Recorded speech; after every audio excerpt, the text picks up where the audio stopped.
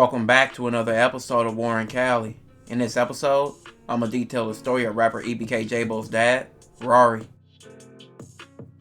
Rari was born James Gorman around 1985. He would grow up in Stockton, California. Stockton, California is one of the deadliest cities in California and had a known reputation for violence. Stockton is one of those small cities with a high crime rate per capita, and poverty and violence in Stockton is the norm. In 2012, Stockton, California became the largest city in U.S. history to file for bankruptcy, facing a $26 million deficit and over $2 billion in debt. So growing up in Stockton wouldn't be easy for Rari. His mom battled drug addiction most of his life, and his dad only came around periodically. Both of his parents were on a path of destruction, so he rarely saw them. This left him and his siblings in the care of his grandma. She provided structure in his life and also strict rules. But Rari's grandmother couldn't protect him for what was going on in Stockton, one of the most dangerous places in California. And he grew up in an area on the southeast of Stockton called Nightingale. Nightingale was an area full of gang activity and Crips and Bloods. This led to Rari jumping into the streets, but music and rapping were always on his mind. But the street life was his realistic situation, and at this point in the 2000s, no Stockton rapper ever made it big. Being in the streets and rapping would be hard for Rari to juggle. And being in the streets, Rari will face several losses, losing several close friends. A well-known 19-year-old named Aaron Vickers, who was from Nightingale, and also one of Rari's closest friends, would lose his life. He lost his life just blocks away from his home, and 8 months before his son was born. On October 4th, 2002, Aaron was walking with a cousin and some friends including Rari, when several shots were fired at the group. Aaron was shot one time, and he would die at the scene. In 2002, I lost one of my best friends, Aaron Vickers. And, it was really like one of them situations where it hurt because I ain't never experienced like losing none of my partners or none of that, And we was just all standing out here chilling, talking, chopping it up like we usually do. And then a car just pulled up and they start shooting. And we all got down, but by the time Aaron got down, he was already shot, I was like, my best friend was together every day. We was together every day, so it was like,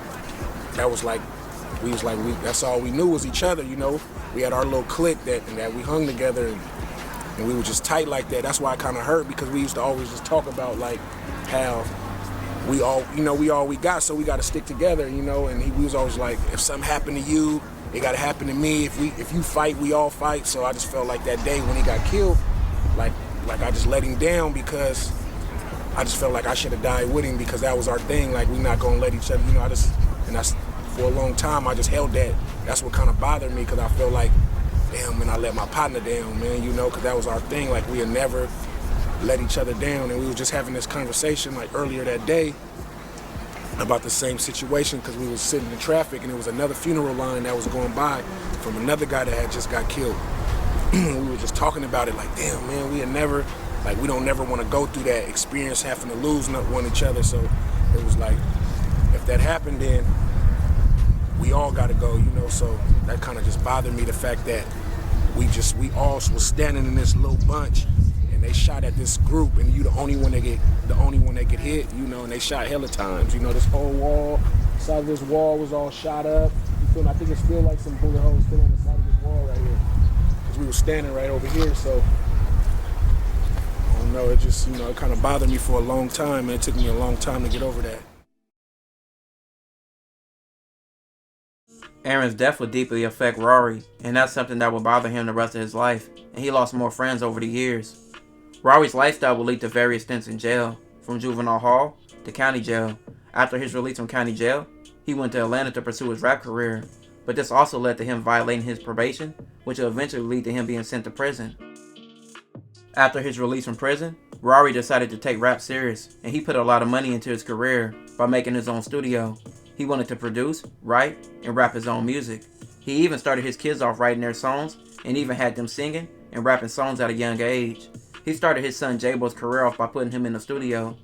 Rari didn't want his kids in the streets like he was. He didn't want them to be exposed to things that he's seen, so he kept them in sports and also in the studio. He dropped several videos of his own throughout the years, trying to get exposure. Being a father and an artist were his biggest passions, and he would do whatever for his kids. And that leads us to January 5th, 2015. Stockton police said they responded to a call of shots fired. A short time later, they found a 30-year-old Rari clinging to his life inside a car at the intersection of Hammer Lane. Police said he later died at the hospital. Stockton police said what started as a robbery of Rari's sons later escalated into a homicide. Police said it appears the robbery occurred that morning, then Rari went looking for the suspects. They ended up finding them in northeast Stockton, where a juvenile suspect shot and killed Rari in an altercation. Police later identified a 17-year-old boy as being responsible for the robbery, along with a 16-year-old for killing Rari, who was later arrested for the murder. Rari lost his life at the age of 30, leaving several kids behind, and many followed in his footsteps in music, and EBK Jabbo will be the most known. Jabbo jumped in the streets at the young age of 11, after his father's death. Jabbo gave up sports and became a gang member, rapping Nightingale like his father, and several years later, carrying a torch for his father and his family in rap. Hectic for So sure. how did it affect you when your pops passed? Like how did it affect you from that point on? Like, did you go from cool kid, pops passed, I'm thugging, or was it different? I mean, like, when Pops passed, my mindset wasn't just like, oh, my Pop's gone, fuck it, I'm in the field. Just transitioned into that, like, I can't even tell you how it happened, bro, because it's just like I'm thugged out now, it's regular now. But I honestly don't know. I can't tell you, bro. It's Was just it one your- day, I just remember, like, right now, I just remember, like, innocent kid, and then they thugged out, man. So You were when did 11 years old at the time? Yeah. Man, sorry about that, bro. Yeah, up southeast. I mean, casualty you're of war. you're really vocal about it. Yeah, for sure. Did that affect? I mean, does that affect you today? Do sometimes you just kind of get emotional thinking about it? Now I don't get emotional no more, you feel me? It's a long time ago, bro. I'm 20 now. That's a long time, you feel me? But you feel me? It's a big transition. You look at pictures of me at 11, it was Pops regular. Went through that morning stage so young. I'm so older, so it's like, Yeah, but this is stuff that a lot of people know in your city. I mean, I see your dad was yeah, popular. my Pops was popular. My Pops was a boy. He's still relevant. And he ain't even made no music. Right, and this whole tragedy came from, was it two teens? They were messing with you or some shit? Nah, that don't have nothing to do with me. I was only 11, bro. You feel me?